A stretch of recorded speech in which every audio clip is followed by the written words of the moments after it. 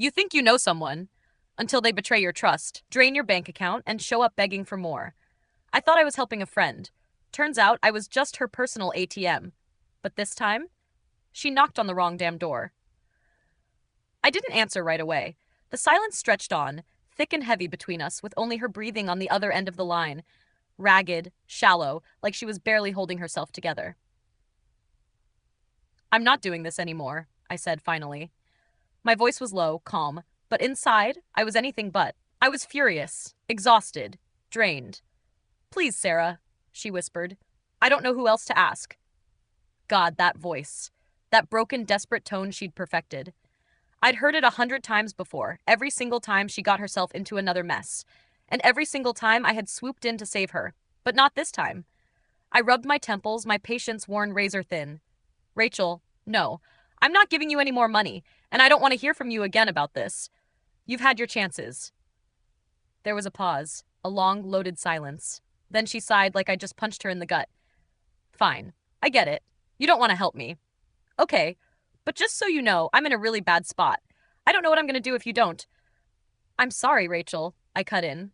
But I'm not your ATM anymore. And then I hung up. My hand trembled slightly as I dropped the phone onto the couch. It was like a weight had lifted off my chest. But at the same time, a knot of dread was settling deep in my gut. I knew, Rachel. This wasn't over. Not by a long shot. A few days passed, blissfully silent. No texts, no calls, no guilt-tripping voicemails or tearful apologies. I actually started to believe it was done, that maybe, just maybe, she had finally gotten the message. I tried to move on, threw myself into work, hung out with friends who didn't ask me for cash every other month. I even managed to laugh a little again. But then, buzz. I was at home, curled up on the couch, binge-watching a show I barely cared about, when my phone lit up. Unknown number.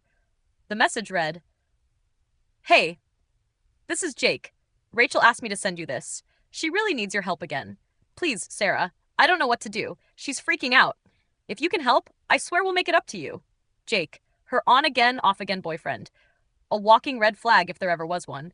I barely knew him, but everything I'd heard from Rachel made him sound just as unstable as she was. I stared at the message, my thumb hovering over the screen.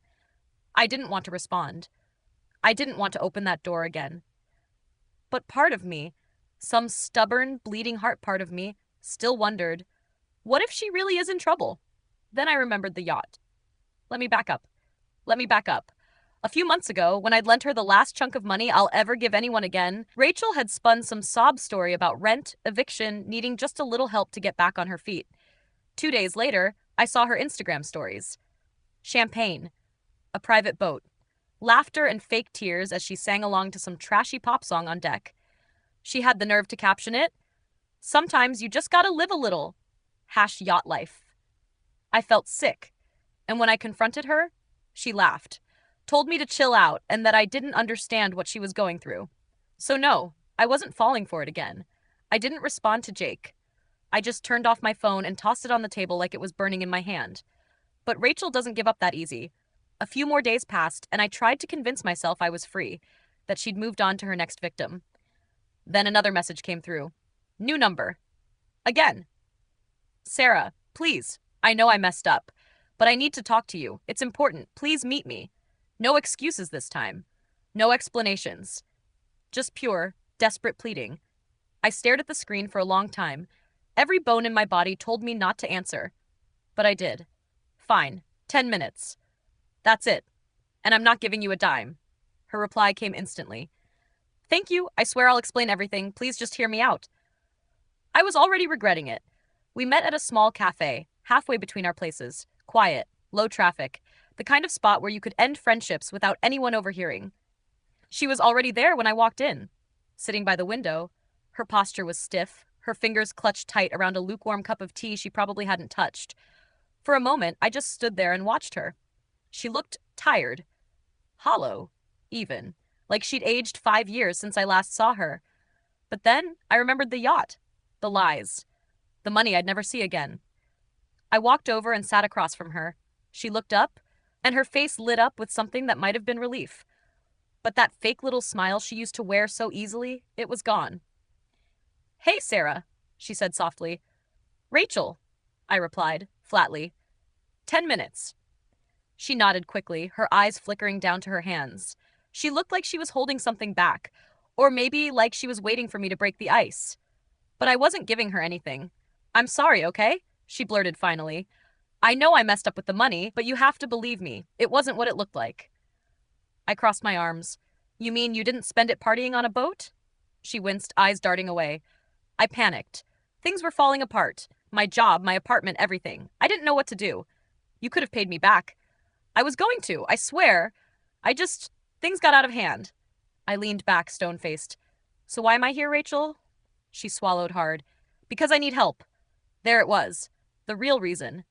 I know you've cut me off. I know I've screwed up. But this time, it's serious. I really don't have anyone else. You think I care? I snapped, louder than I intended. A few people looked over, but I didn't care.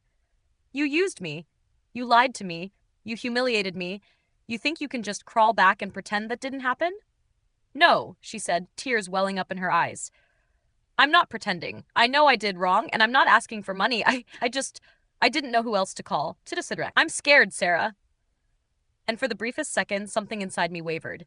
But then she added, Jake's in trouble, and now I'm caught in it too. Jake. I should have known. What kind of trouble? I asked, voice flat. Debt, she whispered. He borrowed from some people, really bad people, and they're threatening me now too. I don't know what to do. I stared at her. I wanted to feel bad, but all I could think about was the champagne, the yacht, the way she laughed when I asked for repayment. I'm not helping you again, Rachel, I said. I mean it. You brought this on yourself. Her face crumpled. But I was done. The rest of that conversation blurred. She cried, she begged. I got up and walked out. It felt like slamming a door on a decade-long chapter of my life, and I needed it shut. She tried reaching out again, of course. A few more texts from different numbers, a voicemail or two. I blocked them all. Weeks turned into months. Life moved on. I got a promotion. I started seeing someone new. My life slowly returned to something like normal. And then the email came. Subject line, please, just one more chance. I almost deleted it without opening it, but curiosity won. Inside, it was the same old song. Apologies, guilt trips, and of course, a plea for money. She owed someone. Again. She swore it would be the last time. But I didn't feel a single pang of guilt. Not one. I didn't respond. I just blocked her email and moved on with my day. Because here's the thing. People like Rachel, they don't change. They just find new people to leech off of. And if you let them, they'll take everything. Your time, your money, your peace, your soul, and leave you wondering why you feel so hollow inside. I gave Rachel everything I could, and she spat in my face. So now I protect my peace like it's gold. The people in my life are the ones who show up without asking for anything. The ones who listen, who care, who never make me feel used. Rachel taught me that.